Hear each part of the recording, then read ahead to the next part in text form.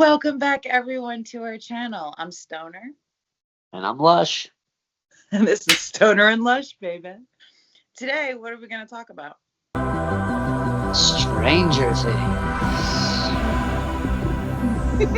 Things. We all know the theme song, and when that theme song comes on, it's just... yeah. Can't wait. Yeah.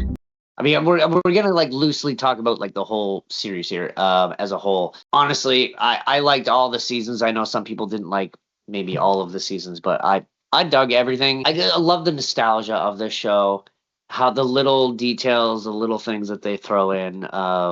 You know, if you grew up late 80s, early 90s, you recognize like all these things. Yeah. I love that. I love it. It definitely awakened every emotion that you felt like during the summer and during the like. Oh God, I fucking love it. They just awakened that nostalgia that was just dying to get back out for just a little bit, and you get to play just for a little bit again. Yeah, I think that's why everybody fucking gravitates towards this show so much, because they just miss that shit. You could tell the influences be based on like, you know, a lot of Stephen King influences with throwing nostalgia in there, like, you know, when it was Halloween and they're all dressed as Ghostbusters, and, you know, like, because that was a big thing at the time. You know, I love that. And I even have a Ghostbusters hoodie myself. Your hoodie? Looks like you have a backpack. Yeah. Like, I do. Like, I know. I know that it's supposed to look like that, but for some reason it's tripping me out. That makes me look like I'm dressed in Ghostbusters costume. And the writing was like, I love the characters, the acting. I love the way it was shot. And I love the fact that even though the kids were getting older, they decided to skip time to account for them getting older. Some shows try to act like, oh, they're still the same age. I'm like, no, they're not, though. Like, you can't just do that. Like, you can't just be like, oh, it's only been a month later. I'm like, it's been a year, dude, and you can tell because these kids are growing, you know? So we get to grow with them, which as an audience is kind of cool. And, you know, when it first came out, I was kind of, oh, what's this? Okay, something. Okay, cool. And then I was, you know, as you watch it more and more, you're like, because at first you're like, oh, well, it seems like this, but like they're grabbing ideas from all kinds of things that they loved from then, and then putting it into one and making their own story with it, which I think is great. I loved it from the beginning. I don't know, like I was like, okay, maybe I can watch this, but as soon as I saw Dustin's face and he smiled at Nancy when he offered her the pizza, I was like, who? Oh my God, how cute is that face? I'm watching the show now. Like, his smile was so adorable. I was like, oh, what a cute little boy. And then she slams the door in his face, bitch. But no, I mean, the writing and everything, like you said, it's just so well synced up. And they choose these songs that you don't normally hear too much of. You know, like kind of like these hidden gems, and they rebirth them. They're resurrected. Yeah, absolutely. And for like non-D&D player fans, I think they explained enough about D&D to understand why they named the enemies or creatures what they did, because they're associating it with what they know as D&D. And it's funny how some of those rules from D&D actually kind of follow the rules of this Upside Down, which is kind of weird, but at the same time, it makes sense. It makes sense with it all. Now, you know, I'm going to have a different take on it when we get to the finale here. Like, I know there was a Broadway play that fills in a few gaps. They said you didn't need to watch, but I feel like you kind of did. And they kind of screwed the pooch on some of that stuff when it came to the finale. I know everyone's divided whether they like the finale or don't. I mean, I enjoyed it, but they defeated them way too easily, way too quickly. Look at how the Demogorgons fought a whole army. Right. Just jumping and throwing them, don't one after another. They couldn't kill a bunch of fucking 16-year-old kids. with a Yeah, I, flamethrower I and a totally gun. like. I love the finale because it left it open so you can do whatever you want with it, which is kind of the whole point of the game, I Yeah, guess. I Like, suppose. if you Yeah, want it to be, that Elle's alive, fine. If you want to be that she died, fine. If you want to be that the whole thing was a game, fine. Like, instead of a show, like the whole, yeah. I don't care. I'm gonna love it forever. I feel though you are correct with the finale because I felt like Elle does this amazing like whoosh-ah, like so like she's floating into the mind flare and Yeah. then defeats him within seconds or Like minutes. just pushes him onto like a piece of shrapnel or something, like whatever it was, like a piece of rock, you know, and he was just defeated that easily. Oh, Vecna? Yeah, it just doesn't make Yeah. sense. And like, Yeah, I and don't how understand that either. I totally agree with you on that. I feel like what's that? That's the end? it was a little lackluster. Like, where are the demi-gorgons? Where are the demi-dogs? Where are the demi-bats? Did Eggy give up his life for you to just defeat him that easily? Why didn't you do that in the first place? Like, the first fight between Vecna, you barely stood a chance. Now it's just like, oh, done. Like, and think about back to season 4 when they're playing D&D and they're fighting Vecna in the D&D game, and Eddie says, "Oh, you cut off his left arm, but he's not dead. He rises again." They cut off his left arm. Why didn't he rise again? Oh, they chopped his head off. Well, I thought from what they said in D&D is you need to take his right hand and his eye, not his head and his left hand. But that's that's up for debate, I suppose. I still think they beat the two of them way too easily. And why didn't Will feel any pain from that if he was still connected? Yes, That because doesn't if make you any sense. go back, even when Billy was influenced by the Mind Flayer, when Elle was trying to defeat the Mind Flayer in the mall, when Billy's there, every time, when the kids threw the fireworks, every time the Mind Flayer had a hit, so did Billy. Why? Yeah. Where was Will on that? Will was this awesome, like, come to life, like, hello, we got powers, and he couldn't do anything with him. Like, he's connected to Vecna. Why wasn't he feeling the yes. distraught that Vecna was feeling when he was being defeated? Like, he should have had a connection there. And I feel like that whole scene where Will is sitting there by himself and he's looking at the board, like the whole plan of what's going to go down, and then they wheel Max in, and then he's talking to Max and everything. I feel like he was supposed to be spying at that point. Yeah. Whatever happened to the whole, yeah. And what happened with Will's model? Like, I personally think the gay thing is important.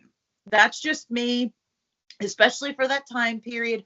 I thought it was a good, but it's not just that part. It was throughout the whole season, and he finally had the strength. That kid went through hell and back, literally, and everyone's making fun of him. Like, he finally knows who he is. Christ, I'm surprised he doesn't have psychological problems. Fuck. He's just gay. Leave him alone. But like, I mean, they kind of already touched on that before, where Mike kind of admitted to him that he knew, right, in previous seasons. So it's almost like they were rehashing it out, even though they didn't really need to. But it's because that fear was what Vecna was using against him. But then they never touched on it again. I was like, well, what was the point of all that whole monologue? Exactly, like the whole. He didn't even attempt to try. The whole thing between Vecna and Will was like, the bond was broken. Like, they no longer had the contact. Yeah.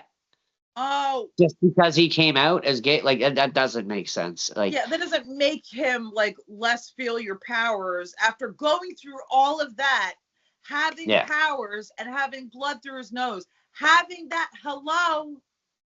Yeah. Who has blood that runs from their nose? The kids that were worked on. Yeah, the kids that their blood was, Vecna's blood was infused into. But you had that, and you just dropped it. Yeah. Excuse me, but when Will rose up like that, hello, that movement, that moment was pivotal. Yeah. That was like, holy shit, they know what they're doing, and then they just kind of went. Yeah. And then with it, yeah. And then what's with the 45-minute? What's with the 40 to 45-minute long epilogue of everything's hunky dory, everyone's happy, and then some of the teenagers are, they were rebellious before, but now they're doing like the same thing their parents did. And what's up with Steve? He never played baseball. He played basketball. Why is he coaching a baseball team? The only time you see him with a baseball bat when it had spikes in it when he's fighting demigorgons. Because this is why they say, they're in Vecna's mind, blah, blah, blah. Vecna's putting this out there because that's all Vecna knows him holding is a baseball bat. See, they had a massive missed opportunity here where the fans picked up on all these things, all these mistakes that obviously their production team made or they made in the writing. They missed a golden opportunity to do something TV has never done before. Give you a false ending and then bring you back to like that moment halfway through the episode and going, here's what really happens afterwards. They missed that. I mean, I don't know what the fuck the Duffer Brothers are smoking, but they're fucking weird, number one. I didn't watch. I fell asleep. Like everybody, you did, my sister did, and I did. All within 10, 15 minutes of the thing, we fell asleep. What the fuck? How could this be so boring and so up your own two asses that you have to shove this down our throats? You gave us all these clues, which I think are fucking production mistakes all over the place. But you guys are just calling them clues. Where fucking Joyce clearly says she doesn't check on her 11-year-old boy, but Will was fucking 12 at the time. Right? Yeah. So many little continuity errors. Mess, bro. Yeah. Yeah, they really missed a good opportunity here. And if they do come back to put out another episode, they're only doing it because the fans guessed it. And they didn't come up with this idea themselves. They're doing it because the fans came up with the idea. I'm gonna eventually watch that documentary. It's not high on my list because I love all those kids. Those kids are like my kids, but that shit was boring as fuck. Well, when I found out that they're, the first 5 minutes of that, you find out that they didn't even have the final episode written when they had 3 years to write it. Surprise! But Stranger Things, you missed out on such an amazing opportunity. I think it's too late at this point. I think that what they decided, they were just going to leave it open, which is fine. But you have all these things like the baseball team and the kids wearing the weird color at the graduation and all this weird shit. Wearing orange instead of green and right. And the what's it game or what's it book or whatever right in the background of them playing D&D, you could see what's it there. They're talking about the whole, what was it called? A Glimpse in Time or what is it? What was that book called? A Wrinkle in Time. It's like they were using that and then all of a sudden they just forgot about it. No more of that. Who cares? Yeah. It's like, what? Why did you even make it such a big deal and then all of a sudden just drop it? You make these amazing seasons. You get people hooked on the characters, especially the ones that die. Bob, Billy, etc. Whatever. You get people hooked. You awaken that hidden nostalgia that everyone's just aching to get a little bit of. It's like Vecna. You awaken it, but you do nothing with it. But then it's like, okay, you get everybody hooked and you get everybody in there. You get people emotional. And then it's like, we're not going to do that. Huh? Oh, man. Then it's like, we built this part of the storyline up for a long time. We're just going to forget about it at the end.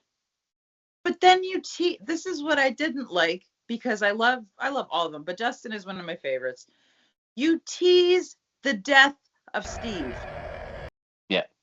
You think that's acceptable? Do you? Because it's not. Here's what they should have done. At the moment when Steve falls and it's black for like 7 seconds? Yeah. What they should have do is have the 9th episode come out as at that 7 seconds, Dustin doesn't grab him. He falls to his death, and the show continues on the real way it played out, not the way Vecna put it in their minds as it played out. And they have this cartoon coming out. I don't care about that. That happened in 85. What happened to them? Okay, they're supposed to graduate in 87, and then all of a sudden it's 89. Like, what? Did you forget what years you guys were doing? Yeah. Like, and it's funny because like I can't. You get people hooked like this, and then you fuck them. So overall, we're pretty upset with your finale. I mean, I really liked it for what it was, but I mean, the potholes. I mean, these aren't just little bits and like Swiss cheese. These are potholes. Burn right through that goddamn asphalt. fix it. Eddie. Oh, Daddy. So I guess that's our thoughts on Stranger Things. I'm sure a lot of people feel the same. Feel free to comment. That's Stranger Things, guys. Don't forget to like, subscribe, hit that notification bell, and let us know what you think of Stranger Things. What your thoughts of the finale were, and all this conformity gate propaganda crap shit that happened afterwards. Bullshit. Shit, it was. Just getting people's hopes up for nothing. Let's see what you guys think. Bullshit. So, Yeah. all right. But until next time, guys. Bye. Bye. That was legitness. Yeah, it was. Huh?